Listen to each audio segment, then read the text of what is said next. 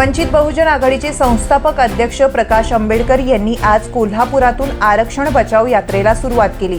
संभाजीराजे छत्रपती आणि स्वराज्य संघटना आणि आंबेडकरांची वंचित बहुजन आघाडी एकत्र येण्याच्या चर्चा होत्या।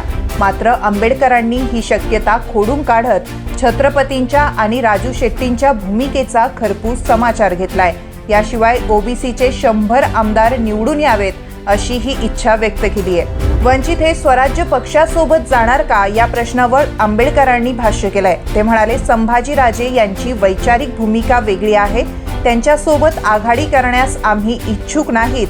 ते त्यांच्या भूमिकेवर ठाम राहत नाहीत, त्यांना आम्ही ऑफर दिली नाही, मात्र त्यांची आणि आमची वैचारिकता जमणार नाही म्हणून आम्ही थांबलो।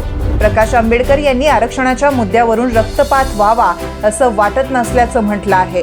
मात्र मराठा आंदोलक मनोज जरांगेंच्या भूमिका पटत नसल्याचंही त्यांनी स्पष्ट केलंय। आंबेडकर म्हणाले, आम्हाला नाही तर कोणालाच नाही या जरांगे पाटलांच्या वाक्यातून अनेक अर्थ निघाले आहेत, त्यातून काही अनर्थ होईल अशी ही परिस्थिती आहे। आपलेही आरक्षण जाईल ही भीती ओबीसींना वाटत आहे, त्यामुळे 100 ओबीसी आमदार निवडून आले पाहिजेत असे आम्ही आवाहन करत असल्याचं प्रकाश आंबेडकर यांनी सांगितलंय। तिसऱ्या आघाडीच्या पार्श्वभूमीवर बोलताना राजू शेट्टी यांच्यावरही प्रकाश आंबेडकरांनी भाष्य केलं।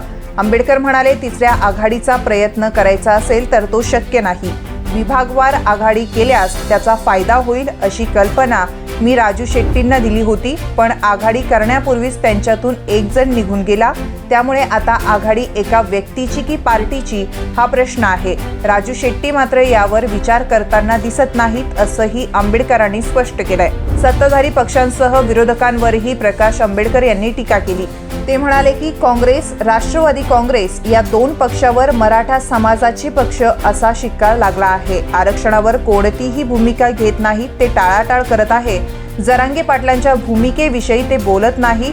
आरक्षणासंदर्भात लोकांना कळवण्यासाठी आम्ही आरक्षण बचाव यात्रा काढत आहोत। 22 जुलैमध्ये यात्रा काढणार असून 7 ऑगस्टला याची सांगता छत्रपती संभाजीनगरमध्ये होणार आहे। सगळे सोयरे हा मुद्दा टिकणार नाही। ओबीसी मराठा हा वाद लावून काँग्रेस, शिवसेना आणि राष्ट्रवादी काँग्रेस बघ्याची भूमिका घेत असल्याची टीका आंबेडकर यांनी केली आहे।